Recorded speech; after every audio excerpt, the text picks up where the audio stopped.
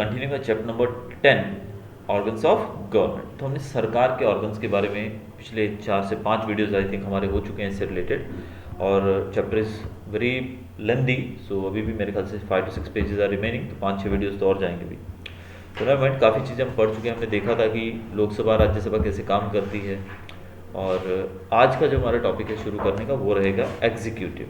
जैसे कि organs of government में हमने देखा था 3 ऑर्गन्स होते हैं, एक होता है लेजिस्लेचर, दूसरा होता है एग्जीक्यूटिव और तीसरा होता है जुडिशरी। तो लेजिस्लेचर के बारे में यानी कि हम हमारी lower house that is Lok Sabha, Rajya Sabha, legislative assembly, legislative council जो कि स्टेट के अंदर होती है, उनके बारे में हम पढ़ चुके हैं।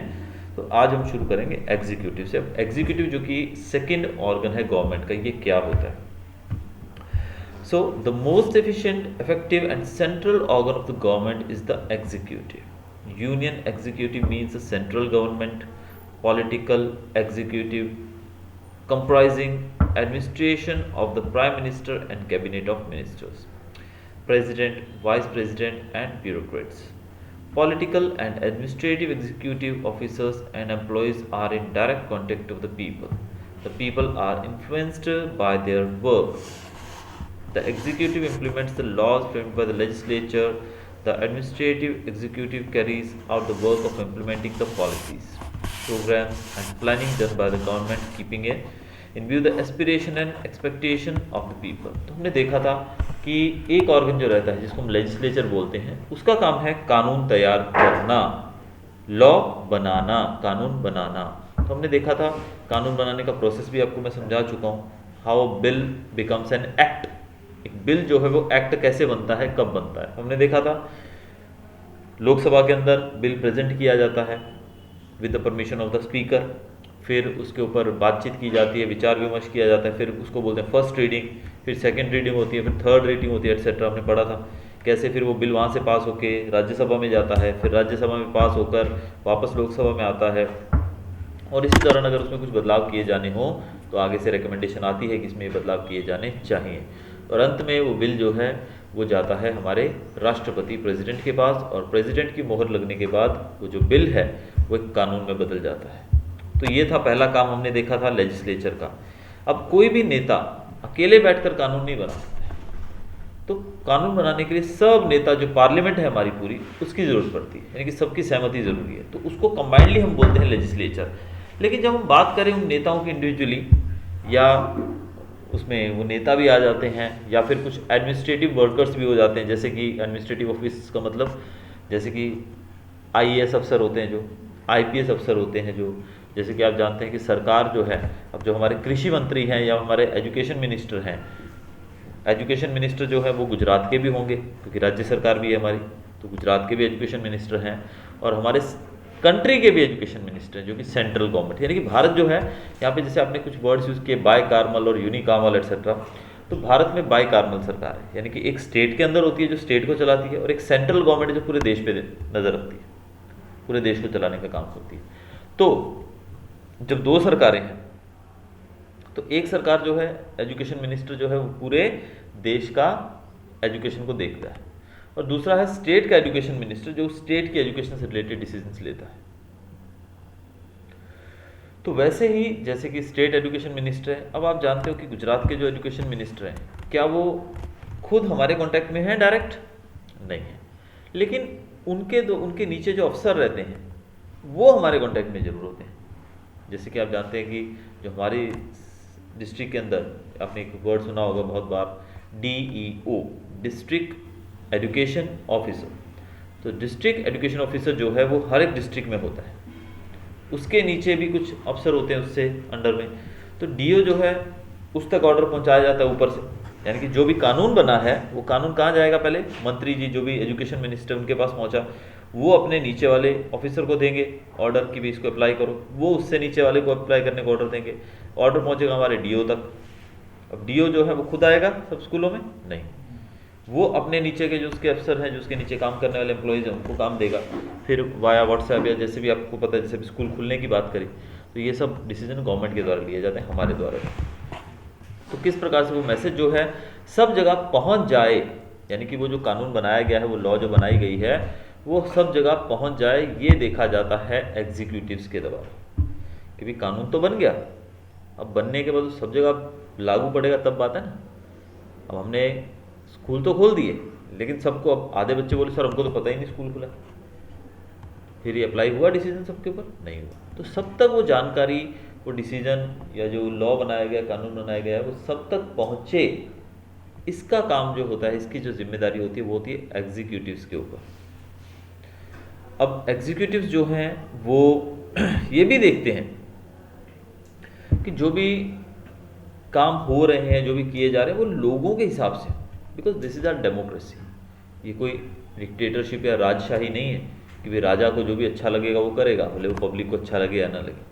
अगर मैं यहाँ का राजा हूँ तो मैं तुमसे पूछ के काम करूँगा, तुम यहाँ के राजा हो तो मुझसे पूछ के काम करोगे? नहीं करोगे। अगर राजा हो तो राजा किससे पूछ के काम नहीं करता, तभी तो उसको राजा कहा जाता है। हम जंगल का राजा किसको बोलते हैं? शेर को। शेर किससे पूछ के शिकार करता है? नहीं। उसको राजा इसीलिए कहा जाता है कि वो मनमौजी है, जो चाहे वो कर सकता है। तो राजाशाही में यही होता था, पब्लिक को खुश रखना ना खुश रखना वो राजा के ऊपर डिपेंड करता था कि वो अच्छा राजा है तो अपनी पब्लिक को खुश रखेगा। जैसे हम बहुत सारे राजाओं के बारे में जानते हैं, उनमें से एक का नाम अगर आपको दूँ तो अशोका द ग्रेट।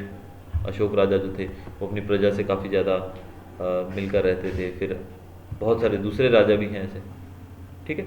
लेकिन डेमोक्रेसी जो है वो टोटली डिपेंडेंट है पब्लिक के ऊपर, ठीक है। डेमोक्रेसी मतलब government of the people, by the people and for the people.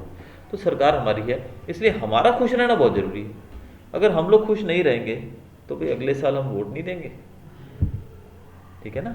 आज अगर मैं खुश नहीं हूँ सरकार की नीतियों से, तो जब नेक्स्ट इलेक्शन आएंगे तो मैं इस सरकार को वोट नहीं दूंगा और मैं दूसरी सरकार को वोट दूंगा, तो इनकी सरकार गिर जाएगी, फिर दूसरे लोग आ जाएंगे। अगर वो भी मेरी एस्पिरेशन यानी कि मेरी इच्छाओं पे, मेरी उम्मीदों पे खरे नहीं उतरे, तो फिर तीसरे साल में उनको भी वोट नहीं दूंगा, फिर दूसरा ढूंढूंगा कोई, ठीक है। इसलिए लोगों की एक्सपेक्टेशन को जानना बहुत जरूरी है डेमोक्रेसी के अंदर। तो ये काम होता है एग्जीक्यूटिव्स का। अब रूल अप्लाई हुआ कि स्कूल खुल रहे हैं, उसके बाद अब ये रिपोर्ट्स हर रोज आपका अटेंडेंस लिया जाता है, तो वो ऊपर पहुंचाया जाता है, फिर वहां से और ऊपर जाता है और इस तरह से वो टॉप लेवल पे पहुंचता होगा कि भी स्कूल खुलने के बाद इतने छात्र स्कूलों में आ रहे हैं। तो इससे पता लगता है सरकार को भी हमारा डिसीजन जो हमने लिया उससे लोगों पे क्या असर पड़ा, कि लोग उससे सहमत हैं कि नहीं है।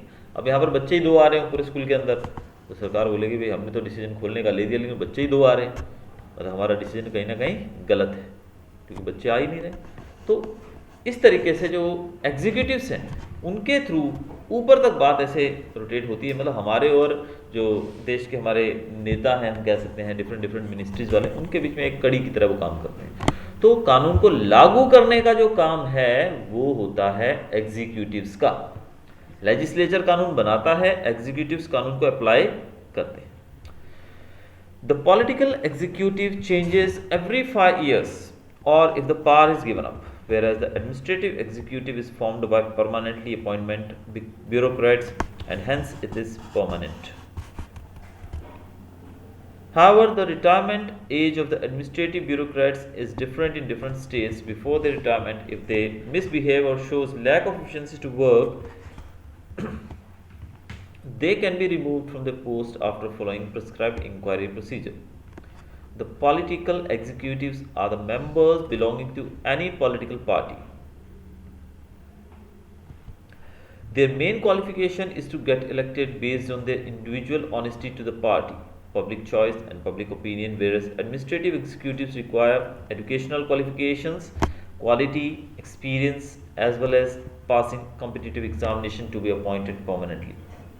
The service of the administrative officers is known as the civil services. At the center, the political executive consists of president, vice president, prime minister and the cabinet of ministers as per the constitution. अब executive के बारे में हमने देखा क्या था, कैसे उनका काम है। अब एग्जीक्यूटिव भी जो हैं उसको भी 2 तरीके से बताया गया, यानी कि 2 भागों में बांटा गया। एक होते हैं पॉलिटिकल एग्जीक्यूटिव्स, एक होते हैं एडमिनिस्ट्रेटिव एग्जीक्यूटिव्स। पॉलिटिकल एग्जीक्यूटिव क्या होते हैं, यानी कि जितने भी हमारे नेता हैं ना, उनको हम पॉलिटिकल एग्जीक्यूटिव कहते हैं। हमारे जितने भी जो नेतागण हैं उन सबको हम बोलते हैं पॉलिटिकल एग्जीक्यूटिव, यानी कि जितने भी पॉलिटिशियंस हैं यानी कि जो चुने गए हैं हमारे के द्वारा, आज किसी पोस्ट में एमपी है या एमएलए हैं, उन सबको हम बोल सकते हैं पॉलिटिकल एग्जीक्यूटिव्स। ठीक है। दूसरा है एडमिनिस्ट्रेटिव एग्जीक्यूटिव। एडमिनिस्ट्रेटिव एग्जीक्यूटिव वो होते हैं जिनको हम नहीं चुनते हैं। नेताओं को कौन चुनता है? उनको तो हम वोट डालते हैं, वो चुने जाते हैं, यानी कि वो हमारे द्वारा चुने जाते हैं।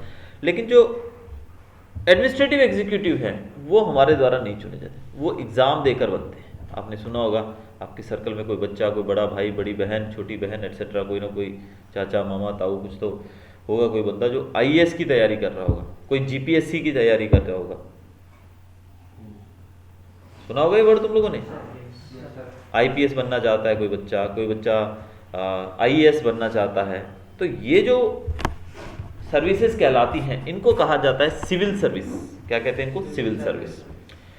अगर आपको आईएएस बनना है, यानी कि कलेक्टर बनना है किसी जिले का, तो उसके लिए आईएएस का एग्ज़ाम पास करना पड़ता है। अगर आपको एसपी बनना है पुलिस में, तो आईपीएस का एग्ज़ाम देना पड़ेगा। जीपीएससी, जैसे गुजरात पुलिस सर्विस कमीशन बोलते हैं इसको। ठीक है। तो ये जो होते हैं, ये परीक्षा देकर पास होकर आते हैं, और जो नेता होते हैं वो हमारे द्वारा चुने जाते हैं। दोनों में डिफरेंस क्या बता रहा हूँ। नेता जो है वो 5 साल के बाद निकाल दिया जाता है उनको, यानी कि ऑब्वियसली उनकी सरकार खत्म, 5 साल बाद दोबारा इलेक्शन होते हैं, डेमोक्रेसी इसलिए। लेकिन जो आईएएस आईपीएस अफसर होते हैं, यानी कि एडमिनिस्ट्रेटिव एग्जीक्यूटिव है, ये परमानेंट होते हैं, इनको नहीं बदला जाता कभी, क्योंकि परीक्षा देके पास हुए ना, दे आर परमानेंट, यानी कि वो टेम्पररी हैं और ये परमानेंट है। ठीक है। नेताओं की सरकार 5 साल बाद नेचुरली गिर जाती है और दूसरी दोबारा चुनी जाती है, भले उन्हीं की दोबारा आ जाए, लेकिन एक बार तो उनको जगह छोड़नी पड़ती है। लेकिन एडमिनिस्ट्रेटिव एग्जीक्यूटिव है वो एक बार चुने गए, फॉरएवर रहने वाले। हाँ, उनकी रिटायरमेंट एज जरूर होती है, आपको पता है ना, हर एक जॉब की एक रिटायरमेंट एज तो होती है। ठीक है। तो रिटायरमेंट एज जो है वो स्टेट वाइज अलग अलग होती है। किसी स्टेट में 58 साल उम्र है रिटायरमेंट की, किसी में 55 होगी, किसी में 60 होगी, किसी में 62 होगी, एटसेट्रा, वो अलग हो सकती है थोड़ा बहुत। लेकिन एडमिनिस्ट्रेटिव एग्जीक्यूटिव में वो रिटायर होते हैं, तभी उनकी नौकरी जगह खाली होती है जब वो रिटायर होते हैं, उससे पहले उनको निकाला नहीं जा सकता। लेकिन पॉलिटिकल एग्जीक्यूटिव जो है वो हर 5 साल बाद उनकी जगह खाली हो जाती है, फिर दोबारा भले वही चुने जाएं, वो कोई दिक्कत नहीं। ठीक है। और जो एडमिनिस्ट्रेटिव एग्जीक्यूटिव हैं उनको हटाया जा सकता है। आप एग्जाम दे के एक बार कलेक्टर बन गए, उसके बाद कुछ भी करोगे तो ये तो बात नहीं चलेगी ना। अब नेता जो है उसको तो ये डर है भी 5 साल के बाद मैं हट जाऊंगा एक बार, और अगर मैं अच्छा काम करूंगा तो मुझे 5 साल के बाद दोबारा वोट दे के ये लोग बनाएंगे। अगर अच्छा काम करूँ तो वो तो इस लालच में अच्छा काम करेंगे। लेकिन एडमिनिस्ट्रेटिव एग्जीक्यूटिव के पास क्या होगा जब हमने बोल दिया कि तुम तो परमानेंट हो, तुम्हें तो हटाया नहीं जा सकता, बोला ना हमने ये, तो इसका मतलब वो तो कुछ भी करेगा फिर अपनी मर्जी से। तो ऐसे में उसके लिए भी हमारी कॉन्स्टिट्यूशन ने बोला है कि अगर कोई मिसबिहेव करता है, कोई अपने ओहदे का गलत फायदा उठाता है, तो प्रॉपर इंक्वायरी के बाद उसको हटा दिया जा सकता है, बट आफ्टर प्रॉपर इंक्वायरी। अब एडमिनिस्ट्रेटिव ऑफिसर कौन कौन से हैं मैंने आपको बता दिए कि जैसे आईएएस आईपीएस वगैरह, समझ में आ गया होगा तुम लोग, राइट ना।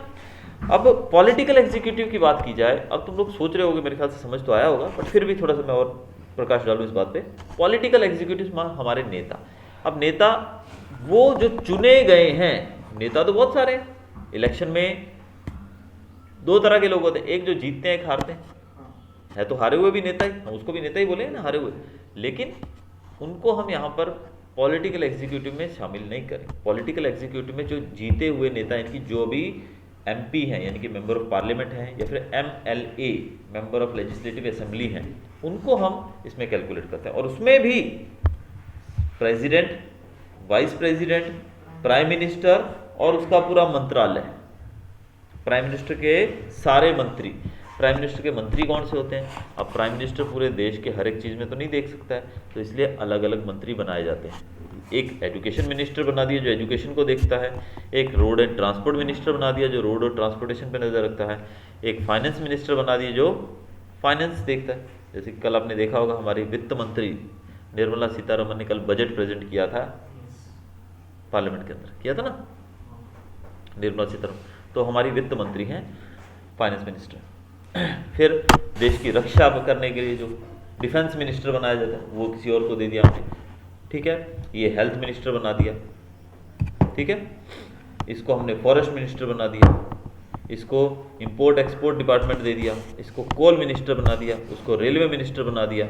कौन रहेगा अभी? वो रहेगा ना ठीक है, उसको स्पोर्ट्स मिनिस्टर बना दिया, सब बन गए ना मंत्री।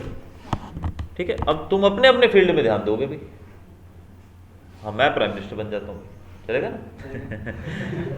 ठीक है, तो I am the prime minister suppose, तो मैं, आप सब लोग अपना अपना काम करके मुझे रिपोर्ट पेश करोगे भी हमने ये किया। मैं चाहता हूँ कि भी अगले साल भी हमारी सरकार है, इसलिए बढ़िया काम होना चाहिए सबका, तो तुम अपनी अपनी फील्ड में अच्छे से ध्यान दो। तो ये जो सब लोग, हम सबको मिला के, मैं हूँ prime minister and you are the cabinet. Cabinet मतलब मंत्रालय, मेरा मंत्रालय कि तुमको मैंने बनाया, मैं अपनी मर्जी से तुमको दूंगा।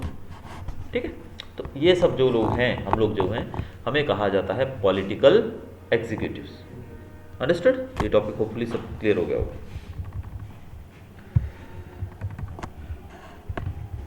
Next is president. अब हम पढ़ेंगे प्रेसिडेंट के बारे में, राष्ट्रपति। अब राष्ट्रपति के बारे में कुछ चीज़ें बहुत ज़रूरी हैं जो आप सुन भी लेना, अपनी नोट टेक्स्ट बुक के अंदर अंडरलाइन भी कर लेना। नहीं अंडरलाइन करनी है तो भी ध्यान जरूर दीजिएगा, because while reading the book आपको सब चीज़ें सामने नहीं आएंगी। पूरा चैप्टर तो आप पढ़ोगे नहीं एग्जाम के टाइम पे, तो एटलीस्ट जो मेन पॉइंट्स हैं उसको याद रखिए, अंडरलाइन करिए। तो पहली बात, कॉन्स्टिट्यूशनल हेड के तौर पे हमारे जो कॉन्स्टिट्यूशन है आपको बताएं, तो कॉन्स्टिट्यूशनल हेड के तौर पे प्रेसिडेंट को माना जाता है, यानी कि president is the constitutional head of India.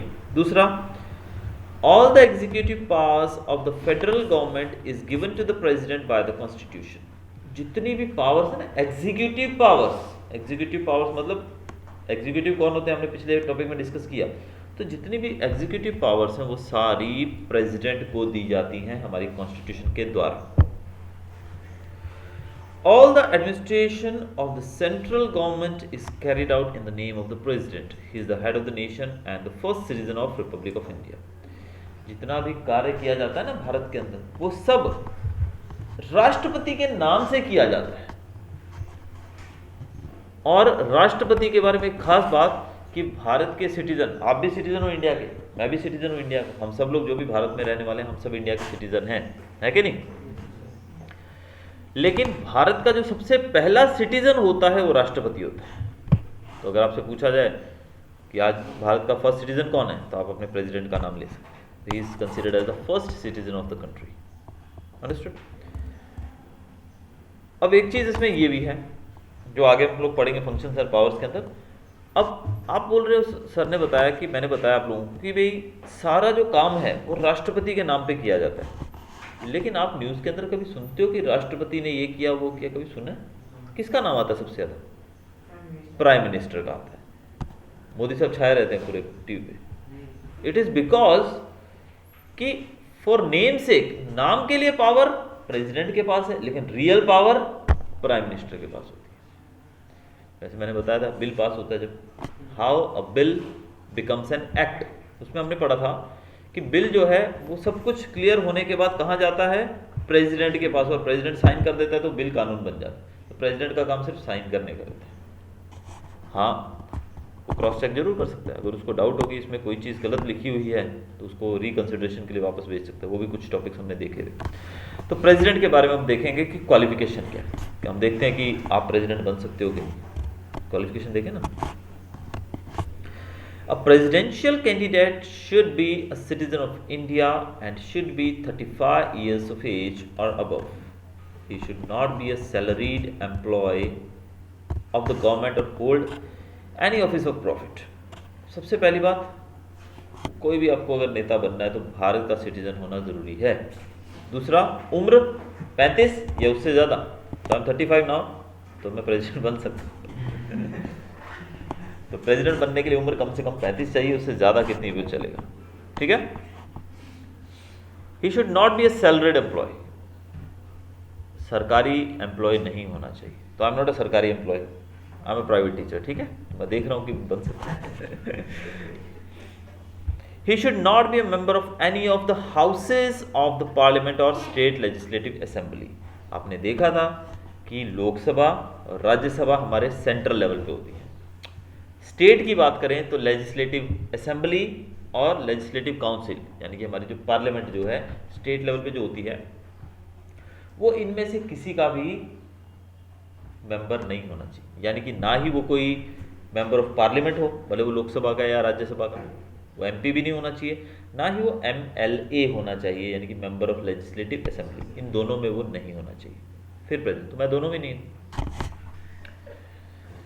The presidential election is indirectly carried out by the members of both the houses of the parliament and the members elected to the state legislative assembly. President का जो election होता है, राष्ट्रपति चुनने का जो election होता है, जो प्रोसीजर होता है, उसमें दोनों हाउसेस पार्लियामेंट के यानी कि लोकसभा एंड राज्यसभा और members of state legislative assembly. अब मैंने आपको उस टाइम वीडियो में बताया तो I don't know whether you remember और नॉट, मैंने आपको पहले बताया था कि सरकारें हमारे यहाँ पे दो तरह की है, स्टेट और सेंट्रल। सेंट्रल गवर्नमेंट जो है उसमें लोकसभा और राज्यसभा आता है, तो जैसे वहाँ पे लोकसभा और राज्यसभा आता है वैसे हमारे स्टेट में लेजिस्लेटिव असेंबली और लेजिस्लेटिव काउंसिल आता है। तो लेजिस्लेटिव असेंबली जो है वो हर एक स्टेट के अंदर है, जिसको हम लोअर हाउस बोलते हैं, लेकिन लेजिस्लेटिव काउंसिल सब स्टेट्स के अंदर नहीं है, वो गिनी चुनी स्टेट्स के अंदर। तो ऐसे में यहाँ पर जो प्रेसिडेंट चुना जाता है उसके लिए जो मीटिंग होती है, जो कंबाइंड जॉइंट हाउस मीटिंग बुलाई जाती है, जिसमें लोकसभा, राज्यसभा और हमारा स्टेट की लेजिस्लेटिव असेंबली भी भाग लेती है। तो ये सब मिलकर चुनते हैं किसको? President. A president is elected for a term of 5 years and he can contest the election after the completion of his term. President 5 साल के लिए चुना जाता है। जब उसकी मुद्दत पूरी हो जाए, 5 साल की कार्यकाल पूरा हो जाए, उसके बाद वो दोबारा अगर लड़ना चाहे इलेक्शन प्रेसिडेंट के लिए तो लड़ सकता है, लेकिन after 5 years. When the president is in power, neither criminal case can be framed against him or nor an order of arrest or imprisonment can be issued. जब एक व्यक्ति, कोई व्यक्ति जब प्रेसिडेंट की पोस्ट पे होता है तो उसके खिलाफ किसी भी तरह का क्रिमिनल केस दायर नहीं किया जा सकता है। यानी कि वो आप लोग देखते हो ना, बिग बॉस वगैरह देखते हो? बिग बॉस कौन देखता है? बिग बॉस देखते हो ना, कुछ लोग तो देखते हैं।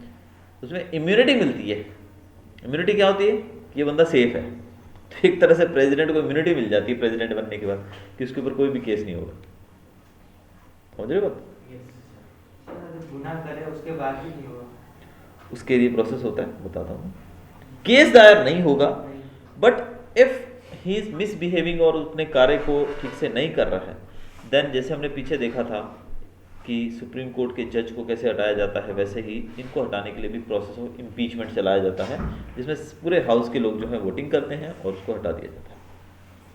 ठीक है, तो कोई केस दायर नहीं किया जा सकता इनके खिलाफ और ना ही इनको अरेस्ट किया जा सकता है, इनको पकड़ा भी नहीं जा सकता और किसी भी प्रकार का कोई भी इनके ऊपर टिप्पणी नहीं की जा सकती कि इस बंदे को इम्प्रूवमेंट की ज़रूरत है। ठीक है, तो ये है प्रेसिडेंट की क्वालिफिकेशंस।